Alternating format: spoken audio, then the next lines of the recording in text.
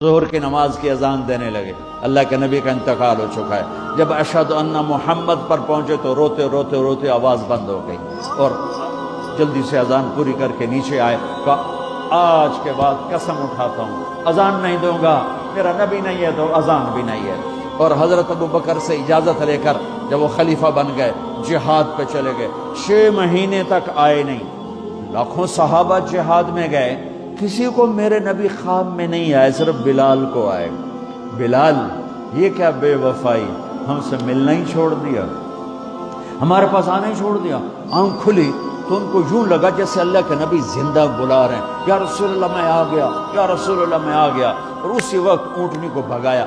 21 دن کا سفر، 21 دن کا سفر 7 دن میں کیا، 7 دن صرف نماز اور پیشاب کے لیے اترتے تھے اور بھگاتے بھگاتے بھگاتے۔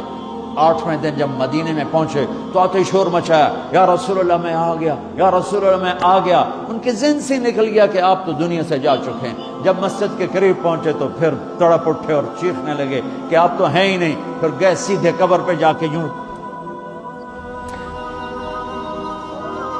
قبر کو لپٹ گئے، یا رسول اللہ میں تو آ گیا ہوں، آپ کہاں ہیں؟ یا رسول اللہ میں تو آ گیا ہوں، آپ کہاں ہیں؟ یا رسول اللہ میں تو آ گیا ہوں، آپ کہاں ہیں؟ بے قراری میں روئے جا رہے ہیں، میں تو آ گیا ہوں، آپ کہاں ہیں؟ میں تو آ گیا ہوں، آپ کہاں ہیں؟ ہے نماز کا وقت داخل ہو گیا۔ کون سی نماز تھی اللہ ہی جانتا ہے، اور سب کو پتا تھا بلال نے قسم کھائی ہے کہ اذان نہیں دیں گے، لہذا کسی کو جرت نہیں ہو رہی کہ بلال سے کہیں آج اذان بلالی سنا دے۔ تو چند صحابہ کو خیال آیا کہ نبی کے نواسوں کو سفارشی بناتے ہیں، حسنین۔ آپ نے فرمایا میری آنکھوں کی ٹھنڈک حسن اور حسین، میرے جنت کے پھول حسن اور حسین۔ تو صحابہ آئے بچوں کے پاس، حسن حسین، کہ بچوں آج کسی کی نہیں چلے گی، تم بلال سے کہو اذان دے۔ تو یہ دونوں ننھے منھے بھائی، حسن 7 سال کے، حسین 6 سال کے، 10 مہینے کا فرق تھا دونوں بھائیوں میں۔ چچا ایک درخواست کہ میرے ماں باپ آپ پہ قربان، آپ درخواست کیوں کہہ رہے ہیں؟ آپ امر کریں، آپ حکم کریں۔ کہنے لگے جیسے آپ ہمارے نانا کے لیے اذان دیتے تھے آج ہمارے لیے دے دو۔ تو ایک دم وہ رونے لگے بلال، کہا ہے میرے بچوں میں نے قسم اٹھائی تھی کہ میں اللہ کے نبی کے بعد کبھی اذان نہیں دوں گا، لیکن تم پہ تو ہزاروں قسمیں قربان ہیں، میں اپنی قسم توڑتا ہوں اور اذان دیتا ہوں۔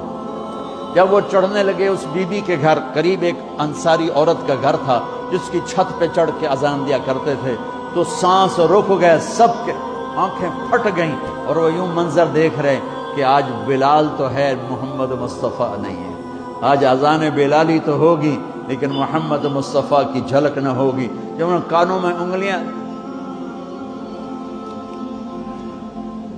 جب انہوں نے اللہ اکبر کہا تو مدینے میں گھر گھر ماتم بچھ گیا، عورتیں بھی چیختی ہوئی گھروں سے باہر نکل آئیں، سارے مدینے کی گلیوں میں چیخ و پکار مچ گئی، اور یوں سب کو لگا جیسے محمد مصطفیٰ زندہ ہیں اور ان کا زمانہ ہے، لیکن آپ تو جا چکے تھے۔